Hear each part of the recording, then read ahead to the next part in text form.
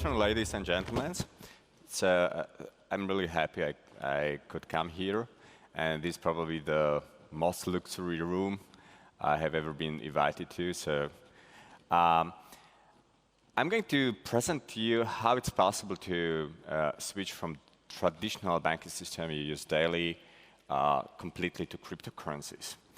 I started to write this presentation maybe 4 years ago, and every year I used to completely rewrite this presentation because a lot of things are changed, a lot of services I use don't work anymore, and there are some new services, and there are some new bonds, new regulations. So I'm going to present you 2019 edition, so the crypto services you can use when you want to completely opt out of the banking system. But firstly, let me introduce myself.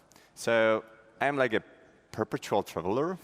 I use crypto daily because I'm traveling all the time, and I don't stay in any country more than half of the year. I have no tax residency or permanent residency in the European Union. I'm the resident of Panama. I'm crypto anarchist. So, please raise your hand if you know what does it mean. What is a crypto anarchy? Okay. So crypto anarchist basically means that I strongly believe that crypto technologies, especially cryptocurrencies, decentralization, anonymization, can provide us more both personal and economic freedom. And I also am a voluntarist, so I think that all relationships should be mutually voluntary, and I'm focused on technology and hacking. My background is, technically I'm ethical hacker. I have penetration testing and security auditing company. So what do? We do audits of web application and mobile application. I also started quite interesting project in Prague and Bratislava, which is called Parallel Polis. Do you know Parallel Polis? Raise your hand, just statistically. Okay, a few people, cool. And I'm also responsible for organizing one of the biggest crypto anarchistic conference in Prague, which is called Hackers Congress Parallel Polis. So before I'm going to explain you how it's possible to switch from traditional banking system to cryptocurrencies, I'm going to explain to you 4 reasons why do we need financial freedom. So the first reason is because ban of cash. For example, I'm originally from Slovakia. I used to live a lot of time in the Czech Republic. And in all these countries, and many European countries, there is ban of cash. So it means, for example, in Slovakia, you cannot use for transaction more than 5,000 euros if you're a company, and you cannot use more than 15,000 euros as a physical person. In some countries, for example, in Spain, these limits are even smaller. For example, just 1,000 euros in Spain. So what does it mean? It means that because there are cash limits, the governments, thanks to these regulations, force you to use a bank account. And it means that you have no anonymity in bank accounts. So you are basically losing your financial anonymity because banks track you and spy you. So this is the first problem, ban of cash. I think in Austria, you don't have any cash limits. Do you have any cash limits in Austria? Do you have cash limits? What are these cash limits? 5,000? 10,000 as a company or as a physical person? As a physical person, OK. 10,000, OK. So basically, if you want to make transaction above 10,000, you have to.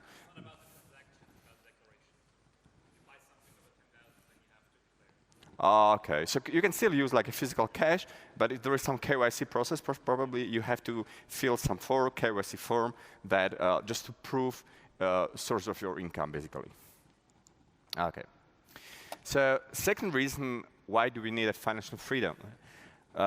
Spying and tracking and blocking your transaction. So the first thing is that when you do any transaction using your debit card or credit card, you should be aware that like a Visa or MasterCard company, your payment card company, your bank, and your governments know exactly your transactions. And now we have also a lot of so-called protective regulation, like KYC, which means know your customer, AML, anti-money anti-money laundering regulation. I'm going to explain you why all these regulations, they basically lead to financial dictatorship, and they don't help as much as people think. So if you do like internal SEPA payments inside of Europe Union, you're probably not ever any financial dictatorship. But try to make like a transaction about $10,000 out of the Europe Union, or you have to send invoice, for example, to the bank in order to approve you the transaction. If you want to do transaction about $50,000, you have to do really a lot of bureaucracy. So it's very complicated to do any larger transaction out of the European Union. And of course, you should be also aware that above some limits, your bank automatically sends notification to some government officials. Another thing is that when you use credit card, debit card, when you use some bank account, there are a lot of employees and there are a lot of hackers, and all these people can misuse your sensitive information. So, for example, we can see that a few months ago, one of the biggest KYC provider used by many crypto exchanges was hacked. What does it mean? It means that for $45 in crypto, in Bitcoins or in Monero, you can buy any KYC information, I mean scan photo, scan proof of address, and scan passport of any person. You can choose from 100,000 of people. So the thing is, does it make sense to do any KYC if I can buy for $45 identity of any person from dark market? I don't know. Another thing is, there is something which is called OECD agreement, tax agreement, and also there's like a huge database which is exchanged by banks, and also this database can be easily hacked. One of the biggest problems I criticize in case of European Union, it's something like EU legislation schizophrenia. So for example, we have GDPR. According to GDPR, all like companies, for example, they try to anonymize or pseudonymize any sensitive information they gather. But at the same time, we have another European legislation that prohibits us to use anonymous prepaid card. For example, 2 or 3 years ago, in Austria, you had cash for web. Do you know the service cash for web? Yeah, it was like an Austrian anonymous prepaid card. But because of threat of terrorism in European Union, I don't know like how real is likelihood of terrorist attack here in Austria, these prepaid anonymous Austrian cards were prohibited. For example, in Slovakia, yeah? What is the limit of this card? $100. Okay, so you can use. Okay. This is very good information. So you can still use anonymous prepaid cards in Austria, but there is a limit 100 euros. For example, in Slovakia, it is impossible to buy anonymous SIM cards. Like all SIM cards are registered to some specific names or companies. But fortunately, in the Czech Republic, for example, you can still buy anonymous Czech SIM cards. So this is crazy because on the one hand, the government tried to block all these anonymous services. On the other hand, we have GDPR, and GDPR recommends to use both anonymization and pseudonymization.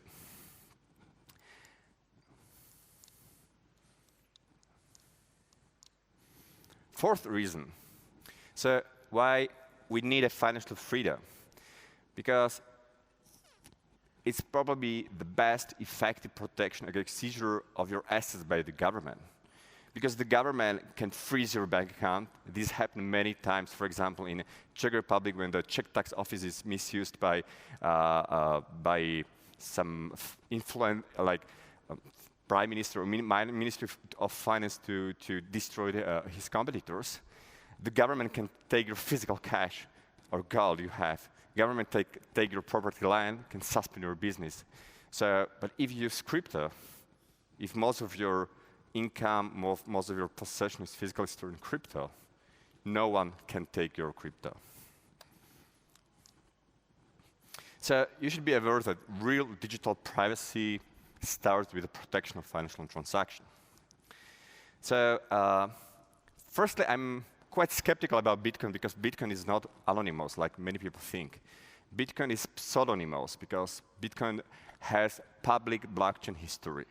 But fortunately, we have truly anonymous cryptocurrencies with a property which is called fungibility. What does it mean, fungibility? Fungibility means something like mutual exchangeability. So when you open your wallet, you have like coins and you have some paper notes. And you have no idea who used your banknote or your coin, for example, yesterday or 2 weeks ago or 1 month ago. And when you buy tea or coffee, you also have no idea who will use your paper notes or coin tomorrow after 1 week. So basically, it means there is no transaction history to the past. As well, there is no transaction history to the future. So it means that all your coins in your wallet are the same, as well as the paper notes. Maybe there are some different, like serial ID or something like that. But when you use bank accounts, you have completely trackable history of all your transactions. But fortunately, for the first time in our history, we have something what is called digital cash. I mean, digital, truly anonymous cryptocurrencies. And one of my favorite digital cash is Monero. There are some technologies which are used for anonymization of senders, which is called ring signature.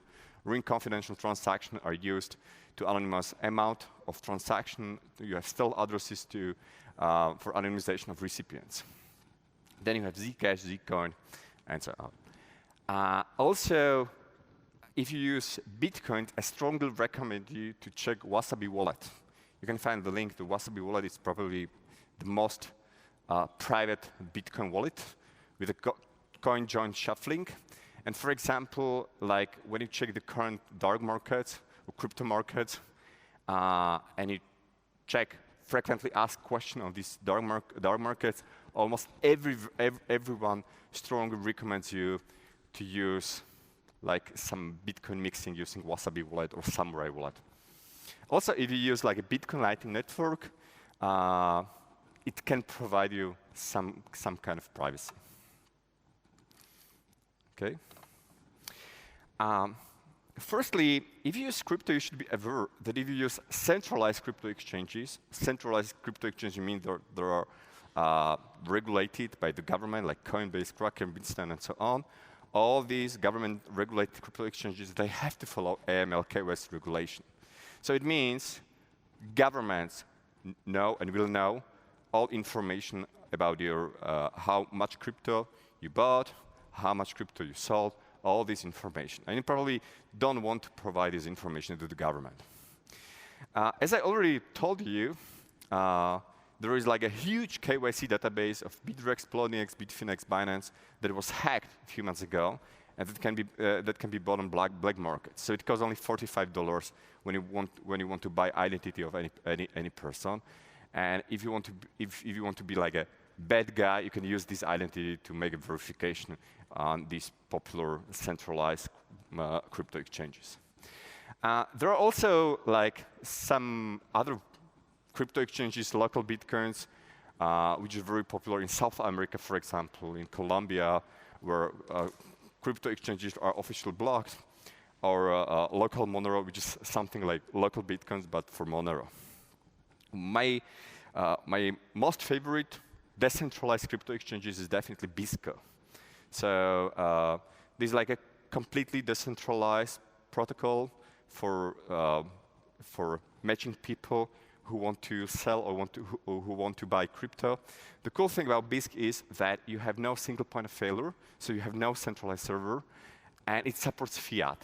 So you can use your N26 cards or Revolut or SEPA, what do you want. And there is also another decentralized, very popular crypto exchange, which is called HODL HODL. And on this link, you can find a comprehensive list of decentralized exchanges. Okay? So I'm going to explain you some services you can start to use if you want to opt out of the traditional banking system. Some require KYC, some not. I'm going to explain all of them. So one of the very popular services is called Bitfalla. This company is based in Berlin. Unfortunately, they have a strict KYC ML process. They even require a video call if you want to use this account. And it's also very complicated to use because you have to do like two Bitcoin transaction instead of one, and they require tax ID, which is quite crazy because I don't have tax ID, I don't have any tax residency anywhere. The similar service is called XAPO. They were in the past they were very popular for issuing debit cards, but unfortunately they had some problems with the Visa and MasterCard. So now you can use this service only for SEPA payments. Okay, but we also have Bitcoin SEPA gateways without KYC AML. And there are some limits. These limits are up to 1,000 euros. One of the very popular is Bitpil in the Netherlands. And it's probably one of the most easy way how to pay your bills. And up to, you can use it for any payments up to 1,000 euros. In Prague, there is another similar project which is called SimpleCoin EU. Also, if you don't do transaction about 1,000 euros, you don't need to do any KYC or AML. Another thing is that we started like a Parallel Police, which is a special place for promotion of parallel culture and parallel society in Prague, Bratislava, and also in Vienna. So you can visit this place, meet these people, and try to exchange your crypto without KYC or AML. Another cool service I use very often is Lamium. It's a Finnish project, and it's basically anonymous way how you can pay any invoice inside of the European Union. And there is no registration process, no KYC, no AML.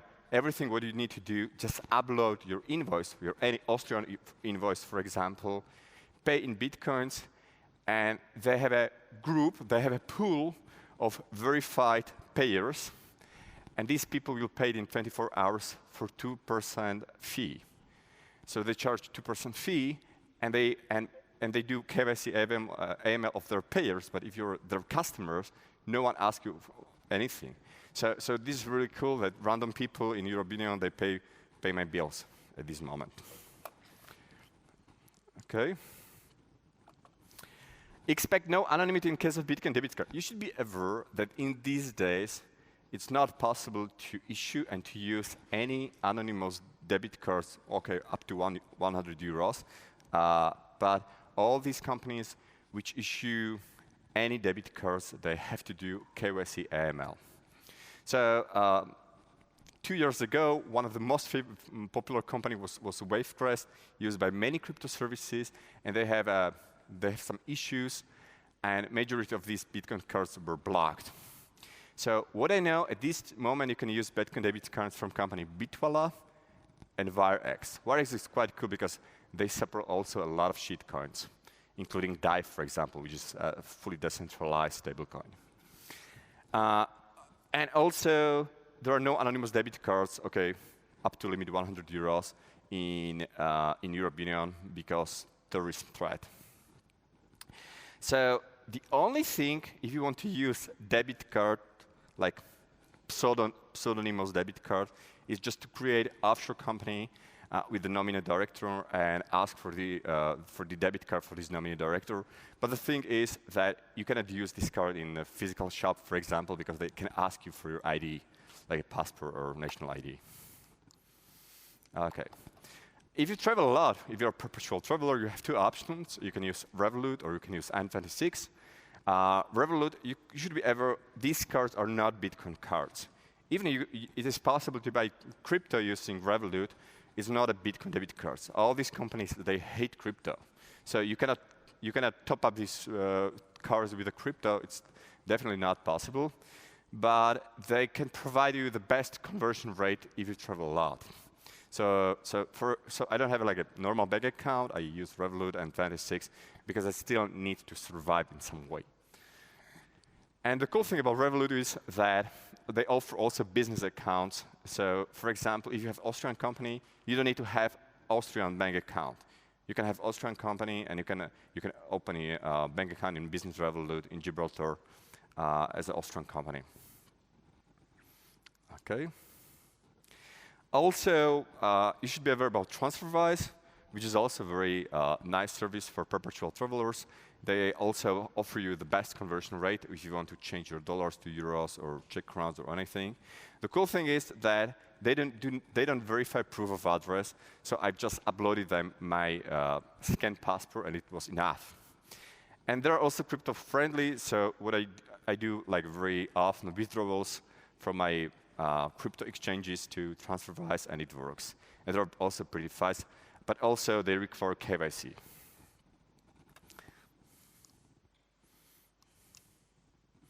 Okay, so I'm going to explain you how you can survive as a company without having bank account. So firstly, if it is possible, you can try to persuade your customer to pay you in crypto. But sometimes it's not so easy. But fortunately, there are some companies which are called like a reverse SEPA gateways, so like a Bitwage.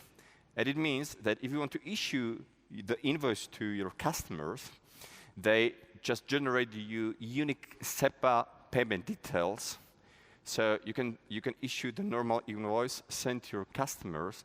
Customer will make a traditional bank transfer to the given bank account, and the service Bitfetched, they receive this money, they change it to crypto, and they send you just pure Bitcoins. So, but the thing is that, of course, these require KYC AML because otherwise it can be used for money laundering. So there is no similar anonymous service.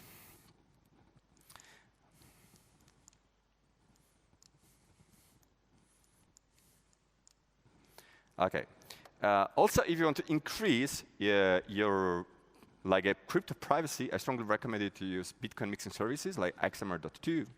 So this is probably one of the best services when you want to gain the new, fresh Bitcoins which are not associated with your identity. So this is a completely anonymous service. You can use it through Tor, for example. And it works in such a way that you send just your monorail, and it automatically converts it to Bitcoins and send to any Bitcoin address you want. And they have quite good conversion rate, and it's stable service. You should be aware that if you use Bitcoins, like a not anonymous cryptocurrency, there are many blockchain forensic agencies in the world, which work for all secret agencies, governments, and they're able to analyze a lot of sensitive information from Bitcoin blockchains. So if you want to care about your digital privacy, financial privacy, you should avoid using Bitcoin, and you should completely switch to Monero. Okay. Another option I recommend you is change your tax permanent residency. So for example, in Slovakia, in my home country, we have really bad legislation, crypto legislation, because if in Slovakia, if I have any crypto income, I should pay taxes for my profit. But for example, if I lose any money from crypto, if I'm in loss from crypto, I cannot use it as an expense. So basically, from the economical point of view, it doesn't make sense at all to use cryptocurrencies in Slovakia. So this is one of the reasons why I decided to give up my residency from European Union, and I moved to Panama. One of the cool features about Panama and having tax residency in Panama is that it's tax territorial country, which basically means you are obligated to pay your income taxes only from your local income, not from your foreign income. And another thing, you should be aware that tax residency and permanent residency are two different things. So it doesn't matter that you have permanent residency in Panama if you stay more than half of the year in Austria. So according to the international law, your tax residency will be still in Austria. So these are just a summary of advantages of having residence in Panama. So for example, I have no military service. I know that you as Austrian, you have a mandatory military service because Austria is like a neutral country. If you have permanent residence in Austria, you have to be customer of oligopoly of healthcare insurance companies, Austrian healthcare insurance company. If you opt out from your Austrian residency, you can choose from the global market of many global healthcare insurance companies. So for example, I use like a company which is called Safety Wing for perpetual travelers like me. Also, if you don't live in any country more than 183 days, you have no tax residency. This is also my situation. Another cool thing is that now I have really effective firewall between me and my government. So for example, in Panama, there is no like a government postal office, so they cannot deliver me easily anything. But if I want something from the government, I can still use my 2 passports, and it's quite easy to do that. And another thing is you can protect your Austrian property. For example, when you sell your Austrian property to your Panamanian company, Austrian government cannot take this property, cannot seizure this property just because it's in possession of foreign company. Okay. I'm going to explain to you how it's possible to switch to complete bankless setup. So firstly, you still have a lot of customers, and these customers, they accept only fiat payments. So if it is this situation, you should issue all your invoices using the service like Bitfetch, for example. You can try to persuade your customers to pay everything in Bitcoins or Monero. If you receive some bills, some invoices you have to pay, you can use services like Lamium, Simplecoin, or Bitwheel. And also, you can pay the rest of your invoices using Bitcoin debit scores like WeAreX or Bitfala. And this is description of even more anonymous scenario if you want to do like a really business without providing any sensitive information to the government. So you should invoice all invoices directly in Bitcoins and Monero. If you receive any Bitcoins, you should try to mix all your income in Monero. On the website coinmap.org, you can find easily all companies in Austria, in Vienna, in any city, in any country that accept crypto. So you can try to make relationship with these crypto-friendly companies. You can still easily pay all your income invoices using services like Lamium and Bitbill. So you should use cash instead of your debit card. So you should pick up regularly your cash from Bitcoin ATM machine. So Bitcoin ATM machine, for example, in Bratislava, we have many, which is only 60 kilometers from Vienna. We have a lot of Bitcoin ATM machine, and that work until 1,000 euros. You can use it anonymously, so you just send crypto, Monero, or Bitcoin, and you can physically pick up the cash. So no KYC, no ML. You should never use services like Revolut or N26, because these services are definitely not anonymous. And if you want to be like privacy extremist king, you should try to change your permanent residency to territorial taxation country like Panama, for example. Okay. Another cool thing is that in these days, we have technologies how it is possible to store your crypto in a fiat value, so you are completely immune against volatility, against any crypto fluctuation, without bank account.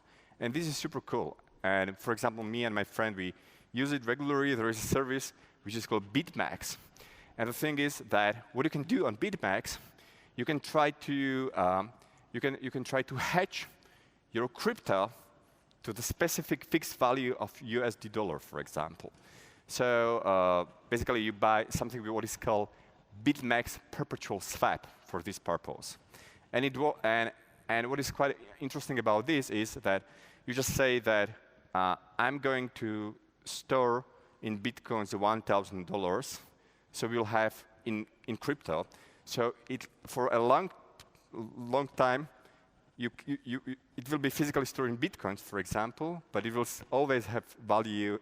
It will have value of $10,000. So it means that when you make this contract and the value of Bitcoin is increased, your bitcoins are sold and to the opposite, because you need to have both sides for this contract. So crypto is sold to the opposite side, and also if Bitcoin is going down, you're just buying another crypto from the opposite side. So basically, you still have, for example, 10,000 euros in crypto. And what is cool about this service like BitMEX is that it's basically, you can have like basically fiat bank account with no volatility, no fluctuation. And now you have 10% yearly interest fee. And I think no bank nowhere can offer you interest fee 10%. So my friend wrote a script. It's called Margin BitMEX. You can use this script if you want to store your crypto in fiat value. Okay. If you want to use anonymous cryptocurrencies, there are many ways. The most secure are, of course, hardware crypto wallets. Probably the best one is Bitcoin Trezor T, which supports Monero and Zcash. Unfortunately, in case of Zcash, it doesn't support anonymous transaction. Also, there is hardware wallet which is called NanoLedger S, which has a stable support of Monero. Okay, so you should be aware if you use traditional debit cards, traditional bank accounts, you have no privacy. We are in the society where even like a stupid porn site, you can buy anonymously. You have to use your personal details if you want to buy Pornhub, for example. You should be aware the privacy of government fiat money is dead. And if you want any financial privacy in these days, you should definitely switch to cryptocurrencies. That's all. Thank you a lot for your attention.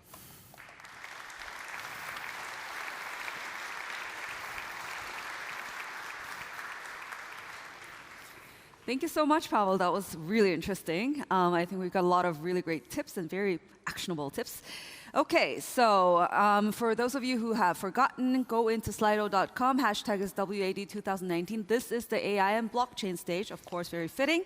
So if you have questions, put them into Slido. If you don't, still go on and upvote the questions that you would like to be answered. So let's go with the first question. Do you think that anonymity is door opener for criminals? How can you identify them? Yeah, this is a good question. OK, so you should be aware if anonymity provides more benefits or less benefits. All anonymous technologies are used by criminals. Most criminals, they use like physical cash now. Most criminals, but we cannot say that cash is bad, just because most criminals use cash. Also, most criminals, they use anonymization technology, like Tor. Most criminals use Tor. Most criminals use I2P. Should we ban Tor and I2P because most criminals use these? Most criminals, almost all criminals, they use encryption. They use Signal. They use Threema. So should we ban Signal and Threema because most criminals use encrypted communication? So the thing is that we should just think about it. And of course, like anonymization technologies will be always used by criminals. But also, thanks to anonymization technology, we can protect our privacy against any misuse or compromise. So it's the same, like I don't see, from this point of view, I don't see like a real difference between using Tor, Signal, or using cryptocurrencies. OK, fair enough. I think the second question is probably a criticism that you hear pretty often. If you're so happy about evading taxes, are you also not using public roads or anything else that is tax funded? How would you answer that? Yeah, OK. So we libertarians, we used to say, who would build roads without the government? This is like one of the most stupid questions. Like all roads everywhere are physically built by private companies. For example, in Panama, a few years ago, all roads were built by private companies, and completely private. In the United States, in France, you have completely private highways. So of course we don't need like a public roads. We have a lot of like real existing cases that private roads and public highways are. Private highways are better than the public ones. So this is the first thing. Another thing is that I still pay a lot of taxes. Just for example, VAT, which is 20% of everything I buy. I pay consumption tax when I want to buy gas, for example, to my car. So I pay taxes from everything, you know. So the argument with the public roads is really stupid. That's all, because we have a private roads and they work better.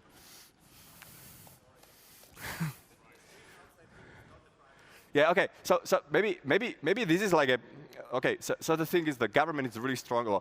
Like Austria is a social state. You know, unfortunately, in Austria, you forgot about like Austrian economy, for example. You should if you are Austrian, you should definitely check something about Austrian economists, because these are the most smart people you had, basically. So you should definitely check all these smart guys you had in Austria and follow their thoughts and ideas. So, and then you won't have definitely such stupid questions. Mm-hmm. Well, interesting point of view. Okay, let's continue on. Even if you're financial free, what do you do with cryptos not having a stable? Whoop, that disappeared. But yeah, what do you do with cryptocurrencies not being very stable? I think. Okay, this is a very good question. Yeah. This is a very good question. So if you're afraid of volatility of crypto, what you can do, and I describe it, you can store your crypto in a fiat value. You can use services like BitMax. I described the service. So for example, when you use BitMax, you can have all your value in fiat, which means basically reflects value of American dollars, and still have everything in Bitcoins. So definitely check services like BitMax. And there are also fully decentralized cryptocurrencies which are packed, which are associated to the value of dollars. For example, DAI, which means this is basically fully decentralized American dollar. Mm-hmm. So you can use this. You can use this if you're afraid of volatility. Mm-hmm. Okay. So the next question, I think, is following because of all these tax evasion, let's say, points. Do you think all tax is evil? If not, how would the government ensure taxation, even minimal, within crypto? And what's your view on that? Okay, so what I think is that it doesn't matter what I think. The thing is that in the future, it will be impossible, thanks to anonymization and decentralization, for the government to enforce taxation over digital services. It's just a fact. If we completely switch to decentralized services, if we start to use like fully decentralized companies like DAO, decentralized autonomous organization, for the government, purely technically, it won't be possible to enforce taxation. And it doesn't make, I think it doesn't make sense if I think it's good or not. This is just a fact. So what I think that in the future, the government definitely lose so much control over the virtual world or digital services, because they will be decentralized and they can be anonymous. But still, the government will have a full control over the physical world we live in. So I think, and my estimation is that in the future we should expect increase of property tax, for example. We can see it in many big cities like San Francisco, for example, Los Angeles, Panama City. So they have really high property tax, because that's the way how the government can still enforce taxation. But we should definitely expect that in the future it won't be possible. And is that the reason why you're trying to avoid as much, let's say, physical assets as much as possible, and to be off-grid? So physical assets. So the government will still have control in the physical world over physical assets, but they will lose control over the virtual world, just because it can be anonymous, it can be fully decentralized. Yeah. Mm-hmm. Okay. I think you did actually answer this question, but just for the audience, if I want to keep up now, how do I pay for it with Bitcoins? It's super easy. You just install a smartphone application, which is called Bitcoin Wallet or Crypto Wallet, and just show this application to your customers, and your customer can just pay you in crypto. The bigger problem is not a technical problem, but a legislation problem, how you should pay taxes from this. But you should consult it with your accountant here in Austria. But technical solution is super easy. Or you could take out cash from a Bitcoin ATM. Yeah, or you can, or something like that. But for example, in Slovakia or also in Czech Republic there are 200 companies which accept crypto. One of the biggest e-shop in Czech Republic, it's called Alza, alza.cz. And this company is like Czech Amazon. So they sell everything. I mean, okay, when I say everything, they sell everything and they accept crypto. So for example, if you live in Prague, and also the biggest food delivery chain, they also accept crypto. So for example, if you live in Prague, you can completely survive on crypto without using government money. It's quite easy. Okay. All right, so the next one is a bit of a philosophical question. The control of the money system is more powerful than even armies. Do you really think that the ruler of the current system will give away their power? Yeah. It'll be war, and it's war in these days. Like we can see that there is like a war of traditional banking system against cryptocurrencies. You know, like for example, I can tell you because I'm involved in crypto, and everybody knows I'm involved in crypto, many banks refuse to open me the bank accounts just because I'm involved in crypto, or because I'm a Panamanian resident. You know, so even now I can feel like a really strong discrimination by the banking industry just because I use crypto. Mm. So I think that actually leads to the other question that we had. What are the most common inconveniences of using crypto only now? If we don't have hide some, No, what are the the one most that's the second one. If we don't, yeah, it's now highlighted. What are the most common inconveniences using crypto only now? So maybe it's better to take it from the very philosophical level to a personal level. Yeah. What has it brought to you? Why are you urging people to do it with you? So the thing is that still usability of cryptocurrencies is pretty bad. So, but if you're a geek, if you're a coder, and you are a coder because you are probably at this conference, it should be quite easy for you. So I strongly recommend you to start to check how to accept crypto, how to send crypto, and so, and try to spread the word, to all your friends. So it's definitely like usability is improving over time, and it's still better and better. And even now, like for example, my parents or my friends who are not technical people, they use cryptocurrencies. Mm. So it's definitely, in these days, it's definitely not only for geeks. Everybody can use it. Mm-hmm. Yeah. Okay. The next one. If we don't have to hide something, we don't need financial freedom. What do you think? Yeah. My good friend Smuggler, a few weeks ago, he had a podcast. He had a podcast. He's a crypto anarchist, and the name of the podcast was, "If you have nothing to hide, you have to be a really boring person." So this is the first thing, and one of the basic like a mistake that there is. Why should I care if I have nothing to hide? Is just because you are not able to predict the future. You have no idea what will be the next Austrian government. For example, in Slovakia, the second strongest political party are Nazis.